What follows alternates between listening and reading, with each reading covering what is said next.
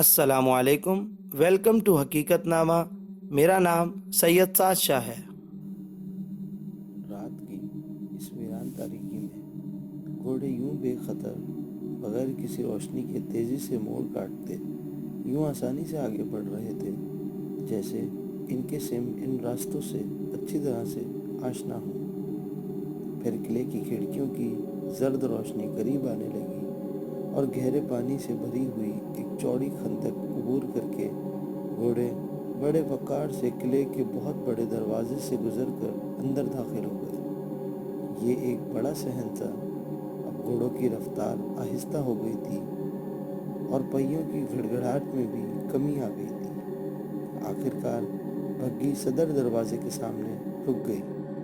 ہر طرف ایک عجیب سی بھیانک سوگوار خاموشی تھی اور سناٹا چاروں مسافروں کی رگوں میں سنسنی بن کر اترتا چلا جا رہا تھا۔ ایلن نے درستگی سے کہا، یہ سب کیا ہے؟ کیا ہو رہا ہے؟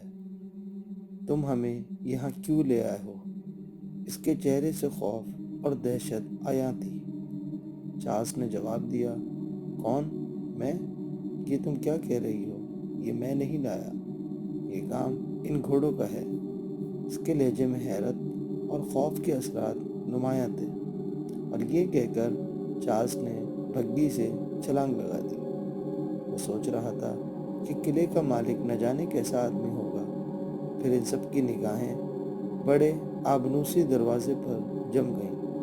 وہ جب آئے تھے تو رات کے سناٹے میں خاصا شور ہوا تھا، لیکن یہ بڑی عجیب سی بات تھی کہ اب تک کوئی باہر نہیں نکلا تھا۔ کم از کم کسی کو تو باہر آ جانا چاہیے تھا۔ آخر کار چارلس نے خوش دلی سے کہا، آئیے خواتین، اب سب اندر چلتے ہیں اور صاحب خانہ سے خود ہی مل لیتے ہیں۔ ہیلن کو چارلس کا یہ آئیڈیا پسند نہیں آیا۔ اسے ان سب انہونی باتوں سے خوف محسوس ہو رہا تھا۔ چارلس دروازے کے قریب گیا تو ایک گھوڑے نے زور زور سے اپنی ٹانگیں زمین پر مارنا شروع کر دی اور بری طرح ہنہنانے لگا۔ اس کے گلے کی نکرئی گھنٹیاں اور پاؤں کے تلائی گھنگرو بجنے لگے۔ فضا میں ہلکا سا ارتعاش پیدا ہوا، پھر چاروں طرف وہی روح فرسا خاموشی چھا گئی۔ چارلس نے دروازے پر دستک دینی چاہی، لیکن ابھی اس نے اس خیال سے ہاتھ بلند کیا ہی تھا کہ دروازہ ایک ہلکی سی آواز کے ساتھ کھل گیا۔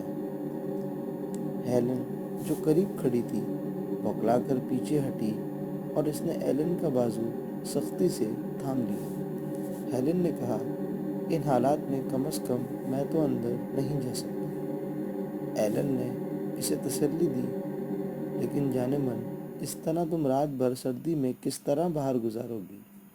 اندر ہم چاروں یکجا ہو کر کسی مشکل کا بآسانی مقابلہ کر سکیں گے۔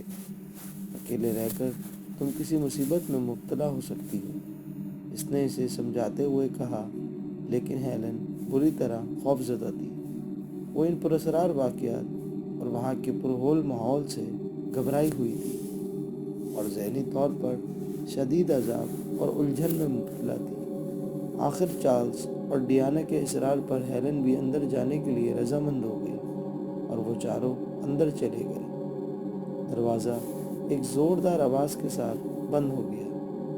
یہ ایک بڑا سا ہال تھا جس کے خاتمے پر ایک خوبصورت گیلری بنی ہوئی تھی۔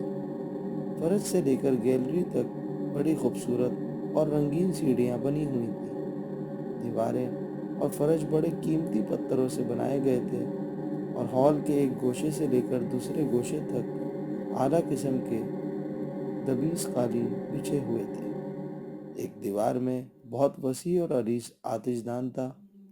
پورا ہال اس وقت گرم تھا کیونکہ آتش دان میں لکڑی کے بڑے بڑے ٹکڑے پڑے تھے اور انگارے دہک رہے تھے۔ آتش دان میں شعلے بھڑک رہے تھے۔ چارلس کی آواز ہال میں گونجی اور دیواروں سے ٹکرا کر واپس آ گئی، ہیلو، کوئی ہے؟ لیکن کوئی جواب نہیں ملا۔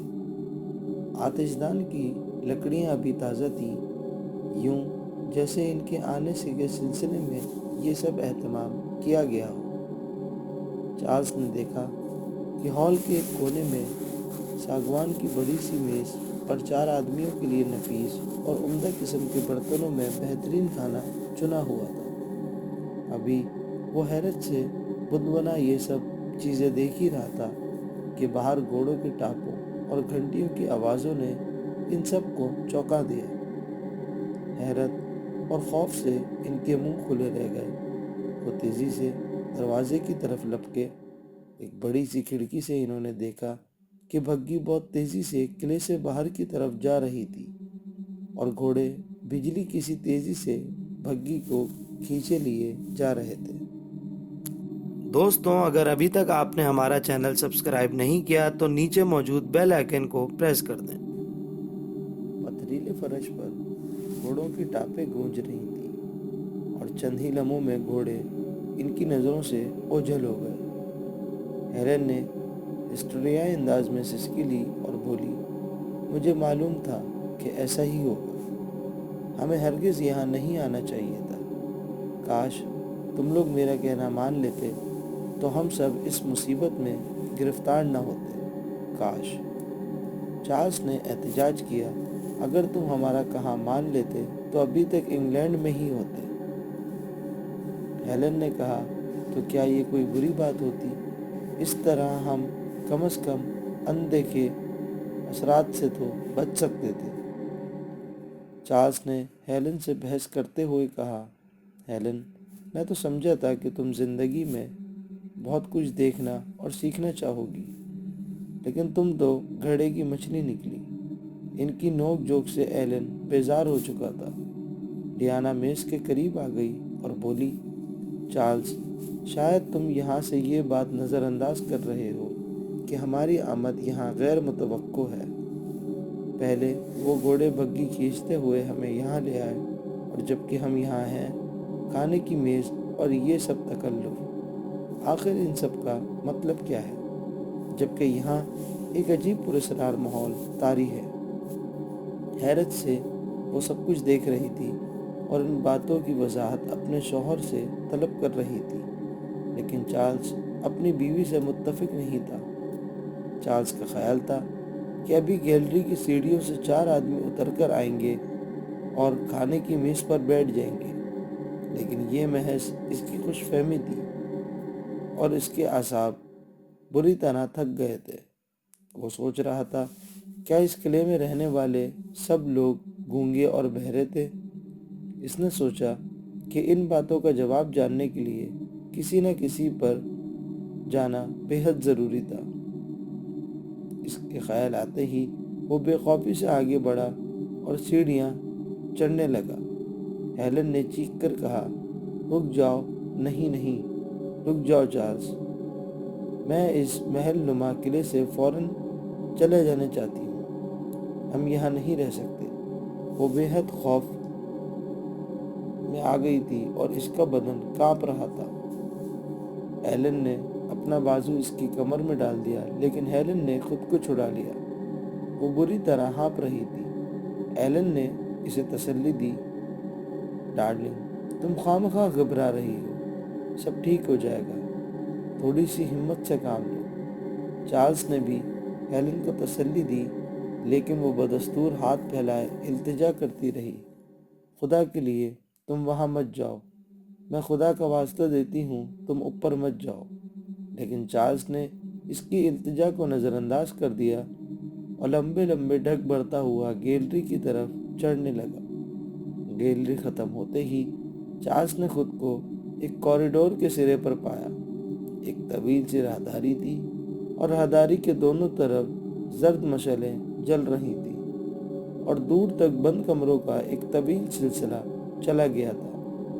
چارلز نے پوری قوت سے آواز دی، کوئی ہے؟ اس کی آواز راہداری میں گونج کر ختم ہو گئی۔ پھر وہ چند لمحے کسی کے جواب کا منتظر رہا۔ یہ روح فرسا خاموشی اسے بے چین کر رہی تھی۔ آخر اگر اس عمارت میں یہ روشنیاں، مشعلیں وغیرہ نہ ہوتی تو شاید وہ یقین بھی کر لیتا کہ کہ صدیوں سے کسی انسان نے اس قلعے میں قدم بھی نہ رکھا ہوگا۔ بغیر کسی کے ملے وہ نیچے جانے کے لیے تیار بھی نہیں تھا۔ وہ دبے پاؤں پہلے کمرے کے دروازے کی طرف بڑھ گیا، آہستہ سے دستک دی، اندر سے کوئی آواز نہیں آئی۔ اس نے آہستہ سے ہینڈل گھمایا، دروازہ کھل گیا اور چارلز اندر داخل ہو گیا۔ کمرے میں ملگجی روشنی تھی اور اس روشنی میں آگ کے شعلوں کی سرخی شامل تھی جو آتش دان میں جل رہی تھی۔ کمرہ خوب گرم تھا اور کمرے کے اوپر تلے چند سوٹ کیس رکھے ہوئے تھے۔ باہر جاتے جاتے چارلز کے قدم جیسے کسی نے جکڑ لیے ہوں۔ اس نے سوٹ کیسوں پر لکھے ہوئے کے الفاظ پڑھ لیے جو کہ واضح نظر آ رہے تھے۔ یہ ایلن کینٹ کا سوٹ کیس تھا اور اسے اچھی طرح یاد تھا کہ اس نے اسے خود کوچ پر لادا تھا۔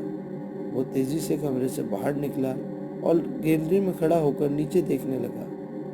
ایلن ایک ہاتھ منہ پر رکھا ہوا تھا اور یوں لگتا تھا جیسے وہ ابھی خوف سے چیخنے لگے گی۔ وہ سب کھڑے اوپر چارلز کی طرف ہی دیکھے جا رہے تھے۔ چارلز نے کہا، ایلن تم ذرا 1 منٹ کے لیے اوپر آؤ۔ ایلن نے آگے بڑھ کر اپنے شوہر کو روکنے کی کوشش کی، لیکن وہ زینے پر چڑھ چکا تھا اور گیلری کے قریب آ گیا تھا۔ چارلز اسے کمرے میں لے گیا اور یہ سب چیزیں دکھائیں۔ ایلن کو کسی صورت ان باتوں پر یقین نہیں آ رہا تھا۔ وہ انہیں نظر کا فریب سمجھ رہا تھا، لیکن جب اس نے اپنا سوٹ کیس اور اپنی قمیض دیکھی جو بیڈ کے سرانے طے کی ہوئی رکھی تھی تو اس کی آنکھیں خوف اور حیرت سے پھیل گئیں۔